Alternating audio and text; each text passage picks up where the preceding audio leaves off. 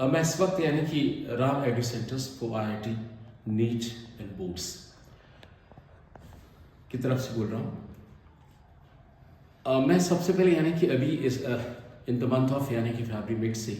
CBSE boards के exam अभी शुरू होने वाले हैं और डिफरेंट बोर्ड्स के भी यानी कि एग्ज़ाम शुरू होने वाले हैं। एग्ज़ाम में यानी कि मार्क्स लाने के लिए कुछ इंपॉर्टेंट टिप्स मैं आपको देना चाह रहा हूँ और वो यानी कि 11 इंपॉर्टेंट टिप्स हैं जो कि एग्ज़ाम के लिए आपके लिए ज़्यादा कारगर सिद्ध होगी। सबसे पहली टिप जो मैं एक्सप्लेन कर रहा हूँ वो है दैट इज़, अब जैसे at the time of exam बच्चे के पास बहुत सारी बुक होती हैं, तो at the time of exam यानी कि स्टूडेंट को एक कोई बुक फिक्स करनी चाहिए कि इस बुक्स में सारा एंटायर मैटर है और मैं डेफिनेटली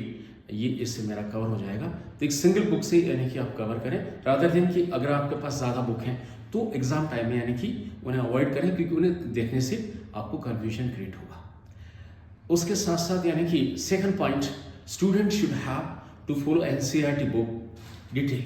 यानी NCERT का कोई भी टॉपिक या कोई भी पार्ट यानी कि ऐसा नहीं होना चाहिए कि जो आपका अनकवर्ड रह गया, you have to look every part. और इसके साथ मेनली यानी कि in physics student should go with यानी कि एक्टिविटीज़ को देखना चाहिए, सारी जो डेफिनेशन है और सारे फॉर्मूले स्टूडेंट यानी चैप्टर वाइज सारे फॉर्मूले लिखे और एक फॉर्मूला कितने तरीकों से लिखा जा सकता है और फॉर्मूले में आने वाली जितनी भी फिजिकल क्वांटिटीज़ हैं उनमें अगर माने कि 4 क्वांटिटी हैं तो 3 की वैल्यू आपको दे रखी होगी और कोई भी अननोन वैल्यू आपको फाइंड करने के लिए कहा जाएगा। तो मीन्स ये कह सकते हैं कि physics is the definition, physics is list of formulas and physics heat and dry. In chemistry student को यानी कि रिएक्शन को रटना नहीं है, student go with all activities को पढ़ना है। उसके साथ साथ यानी कि जब भी वो केमिकल रिएक्शन लिखता है तो उसमें स्टूडेंट यानी कि उन्हें रटे नहीं और जो फॉर्मूले हैं उनको अंडरस्टैंड करें और उसके बाद यानी कि उस बेसिस पे रिएक्शन को लिखना सीखें। इसके साथ साथ एट द टाइम ऑफ यानी कि एग्ज़ाम स्टूडेंट को यानी कि अपने प्रीवियस ईयर के पेपर्स जो आपका जो प्रिस्क्राइब टाइम है उस टाइम के अंदर उनको करके देखना होता है और उसके साथ वो ये फाइंड करें कि कौन सा यानी टॉपिक उनका वीक है, उस टॉपिक को फिर उससे बार बार रिवाइज करना है। इसके साथ साथ यानी कि 5-6 पॉइंट मैं यहाँ पे बताना चाह रहा हूँ जिसमें ये कहना चाह रहे हैं कि जब भी जैसे आपको आंसर देना है तो आंसर जितना यानी कि यू हैव टू गो यानी स्पेसिफिक पर्टिकुलर यानी कि जितना आपको आंसर करना है उसी चीज़ को करें। आप ज़्यादा यानी कि उसे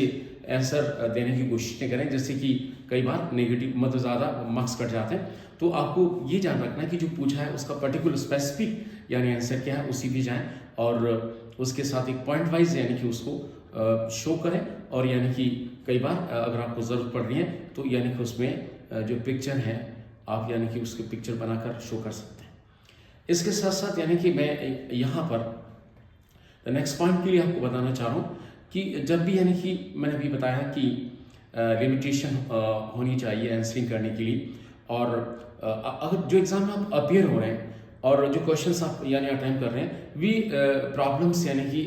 ट्राई टू कि आप उन्हें एक सीरियल वाइज ही करें। ऐसा नहीं कि आप बहुत ज़्यादा आगे पीछे कर रहे हैं, सीरियल वाइज यानी कि उसको फॉलो करने की कोशिश करें। और नंबर 7 जो कि इंपॉर्टेंट है कि टिप है जिसमें ये कहना चाह रहे हैं कि स्टूडेंट यानी कि टाइम बाउंड स्टडी नहीं करें, टारगेट एक फिक्स टारगेट कर लें कि मुझे ये टॉपिक आज कवर करना है रादर देन कि मुझे 8 घंटे स्टडी करना है या 10 घंटे स्टडी करना है। ऐसा ना करके टारगेट बेस यानी कि इतने चैप्टर्स मुझे आज यानी इन सब्जेक्ट्स में कवर करना है, बस वो टारगेट बेस होना चाहिए, न कि टाइम बाउंड यानी कि स्टडी नहीं करनी चाहिए। उसके साथ साथ यानी कि थोड़ा सा आगे बढ़े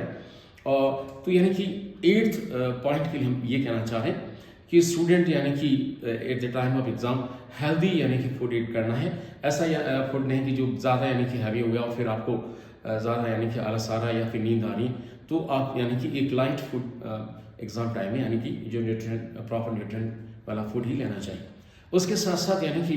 नंबर जो 9 पॉइंट है उसमें मैं आपसे कहना चाहूँ कि जैसे टेक प्रॉपर स्लीप, आपको एग्ज़ाम टाइम में यानी कि कम से कम 7 से 8 घंटे एटलीस्ट यानी 6 to 7 मिनिमम 6 आवर मतलब कह सकते हैं कि अगर 6 आवर भी अगर वो अपना रेस्ट कर लेता है अब तो वो उसके लिए सफिशिएंट होगा। इसके साथ साथ यानी कि जिसे हम प्रॉपर स्लीप कह सकते हैं। उसके साथ साथ जो 11th जो इम्पॉर्टेंट है कि स्टूडेंट एग्ज़ाम ड्यूरेशन में अपना जो स्मार्टफोन है उसे यानी कि बिल्कुल शट कर